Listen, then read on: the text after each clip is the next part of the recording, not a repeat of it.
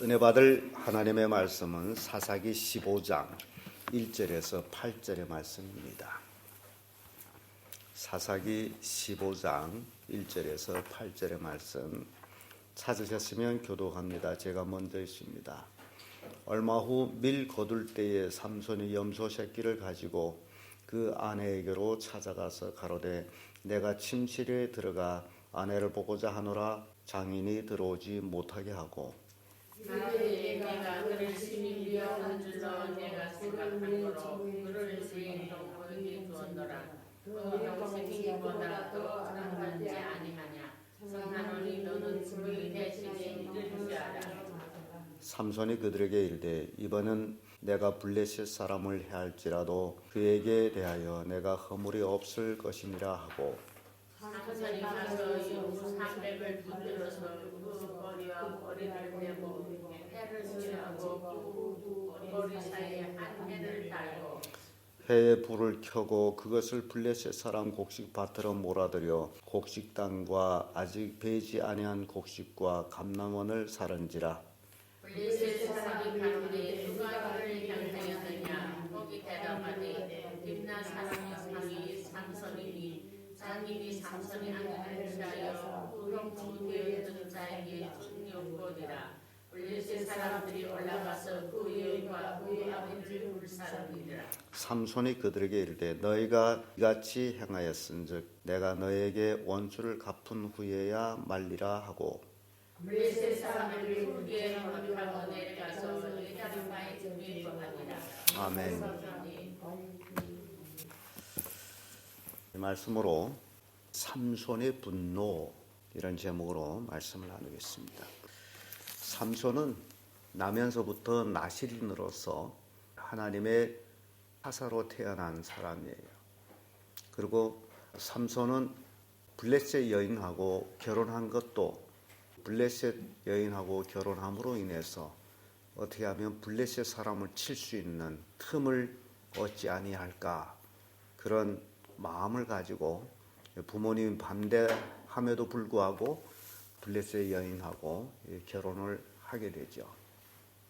근데 그 결혼이 결국 결혼 도중에 삼손은 수수께끼를 냈고 그 수수께끼를 블레셋 사람들은 풀지 못하고 오히려 삼손이 아내된 여자에게 협박하면서 답을 찾아서 결국 내기에서 삼손은 지고 맙니다.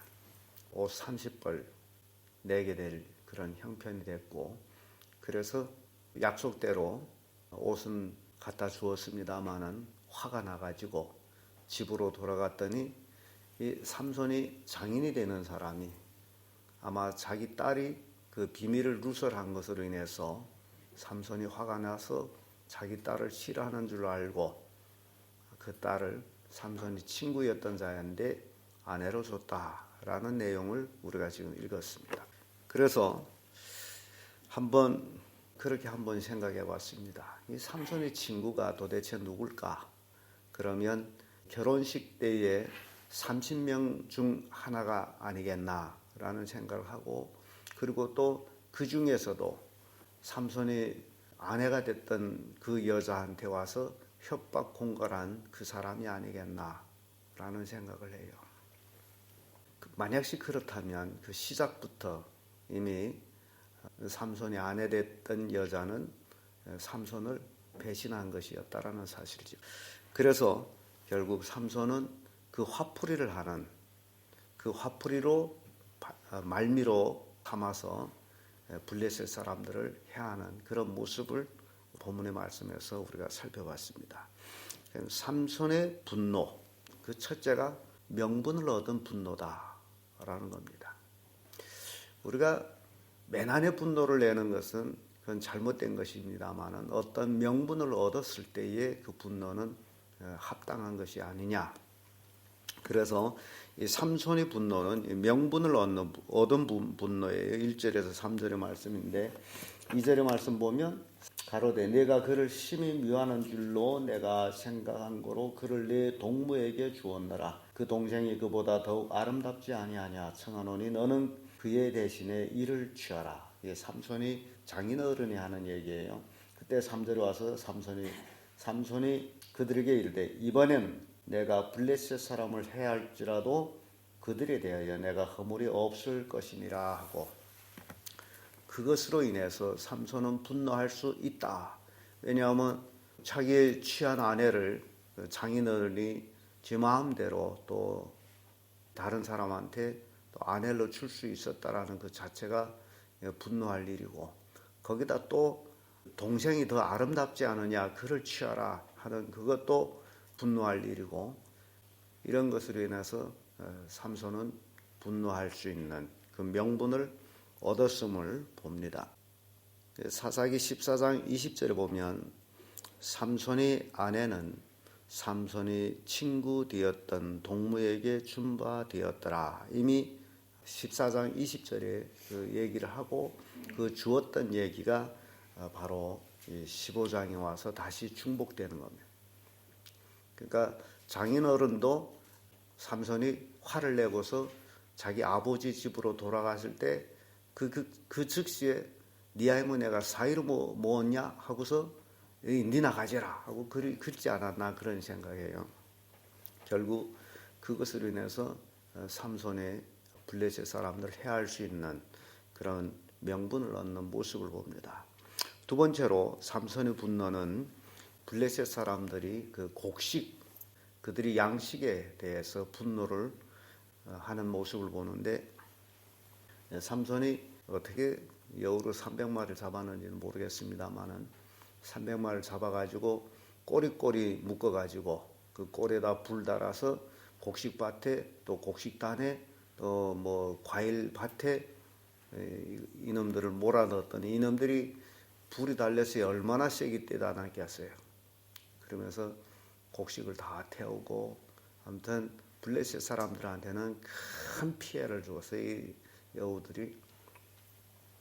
이사야 9장 18절에 보면 대저 악행은 불 태우는 것 같으니 라는 말씀입니다. 악에 대해서는 불 붙는 것 같은, 그래서 삼손은 거기에 대한 분노를 이렇게 불로 표현하는 모습 봅니다. 이사야 9장 19절에는 만군의 여호와의 진노를 인하여 이 땅이 소화되리니 백성은 불에 타는 섬나무와 같을 것이라. 결국 진노, 불이라는 것은 진노라는 거죠. 삼손은 불로 블레셋 사람들한테 하나님을 대신해서 진노하는 그런 모습을 봅니다. 그리고 끝으로 삼손의 분노를 보게 되면요, 블레셋을 도려갑니다. 이제는 밭이 아니라 사람을 이제 도륙한다 그 얘기죠. 6절에서 8절의 말씀인데 8절의 말씀 보면 블레셋 사람을 크게 도륙하고 내려가서 에담 바위 틈에 가니라 이런 말씀이 있어요. 삼손은 블레셋 사람을 크게 엄청 많이 죽였다라는 얘기예요. 그런데 삼손이 아내 됐던 여자나 삼손이 아내를 친구한테 줬던 장인이나 이들이 모습을 볼 때에 이들은 블레셋 사람들한테도 미움을 받았다라는 사실이에요. 그러니까 도에 어긋나게 되면 결국 자기 동족에게도 버림을 받는 모습을 봅니다. 그래서 블레셋 사람들은 그 이제 자기들이 곡식이 다 불탔을 적에 이게 도대체 누가 이렇게 했느냐? 그러더니 딥나 사람이 사위 삼손이 한 짓이다. 원인은 그들도 얘기하죠. 그 아내를 다른 사람한테 주었음으로 인한 것이다. 그랬더니 블레셋 사람들이 천하에 이런 놈은 살려주면 안 되겠다.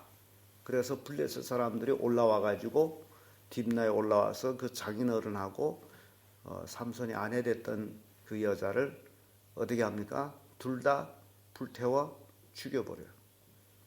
아주 비참하죠.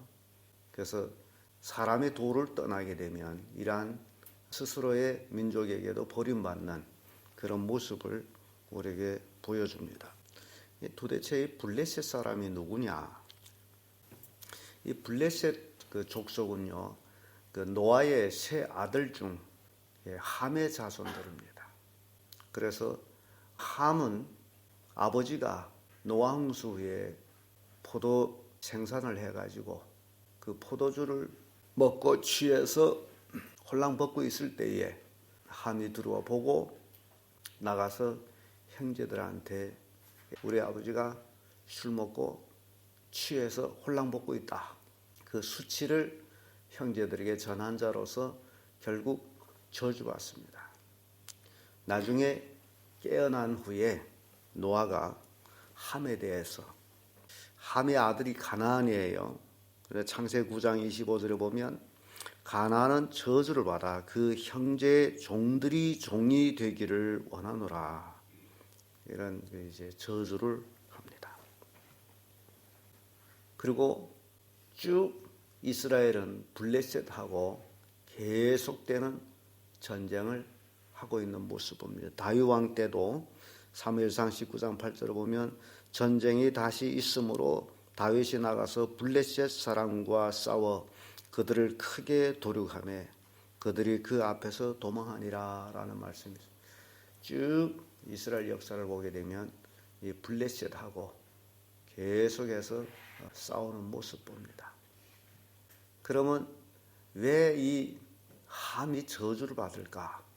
여러 가지 해석들이 있습니다만은 그래서 이 함이 아버지가 취해 있을 때 들어가서 아버지한테 성추행했다라는 해석도 하고 있습니다. 그래서 저주를 받은 것이다. 단지 벌거벗은 걸 보고 나가서 형제들한테 얘기한 것으로 그런 것이 아니다라는 것을 해석하기도 합니다.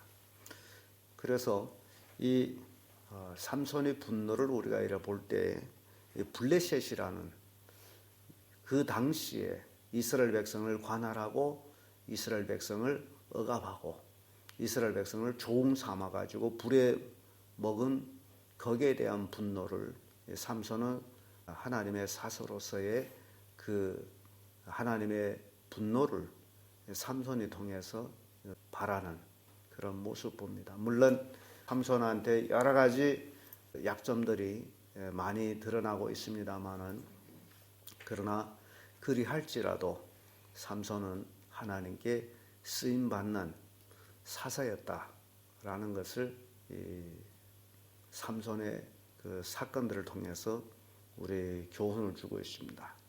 그래서 하나님께 쓰임 받는 자는 계속해서 하나님과 가까이하고 성령 충만하게 살아가야 된다라는 교훈을 또한 우리에게 주고 있습니다.